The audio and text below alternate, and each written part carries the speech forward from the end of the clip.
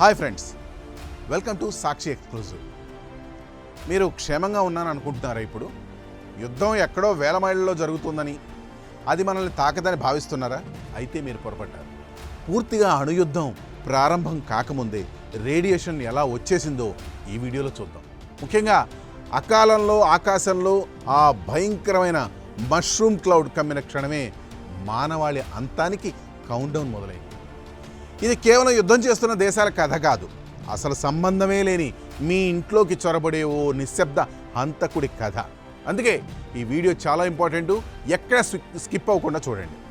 Bomb పడగానే పని అయిపోలేదు, అసలు భయం ఇప్పుడే మొదలవుతుంది. రేడియో ధార్మిక ధూళి, రేడియో యాక్టివ్ ఫాల్అవుట్ గాల్లో కలిసిపోతుంది. ఎగువ వాతావరణంలోకి వెళ్ళిన ఆ విషపు మేఘాలు గంటకు 100 మైళ్ళ వేగంతో దేశ సరిహద్దులను దాటేస్తాయి. ప్రస్తుతం మీరు ఊపిరి పీల్చుకునే గాలిలో స్ట్రోంటియం, సీసియం వంటి విషకణాలు చాలానే ఉన్నాయి. మీకు తెలియకుండానే అవి మీ ఊపిరితిత్తుల్లోకి, మీ రక్తంలోకి ప్రవహిస్తున్నాయి. మీరు ఏ పాపం చేయలేదు, కానీ శిక్ష మాత్రం అనుభవించాల్సింది. వారాల వ్యవధిలో ఆకాశం నుండి కురిసే వర్షం అమృతం కాదు, అందున అకాల వర్షం.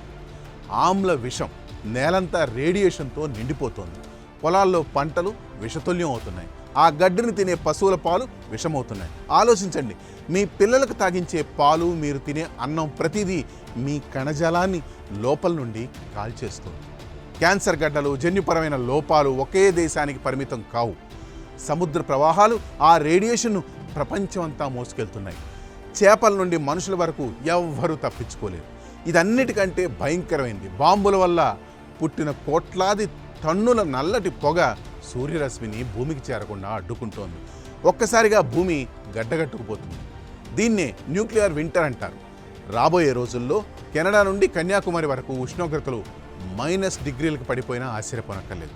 అంతేకాదు, సూర్యరశ్మి లేక కిరణజన్య సంయోగ క్రియ ఆగిపోతుంది. పంటలు పండవు.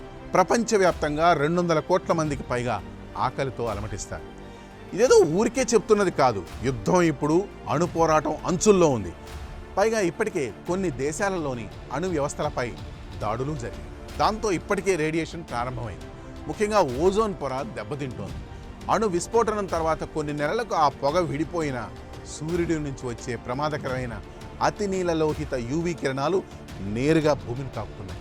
బయట అడుగు పెడితే చర్మం కాలిపోతుంది, కళ్ళు పోతాయి. ప్రకృతి తనను తాను కాపాడుకోవడానికి చేసే ప్రయత్నంలో మనిషి ఒక అడ్డంకిగా మిగిలిపోతాడు. నిజానికి అణుయుద్ధంలో విజేతలు ఎవరూ ఉండరు, కేవలం శవాలు మాత్రమే ఉంటాయి. మన సరిహద్దులు గీసుకున్నది మనం మాత్రమే, ప్రకృతి కాదు. అక్కడే పడే బాంబు ఇక్కడ మీ ప్రాణాన్ని తీస్తుంది. మేల్కొనండి, ఎందుకంటే ఆ స్వీట్ రేడియేషన్ మీ గుమ్మం తట్టడానికి ఎంతో సమయం పడుతుంది. ఈ స్టోరీపై మీ కామెంట్స్ తెలియచేయండి. That's all for today. This is Harikrishna signing off for Sakshi exclusive.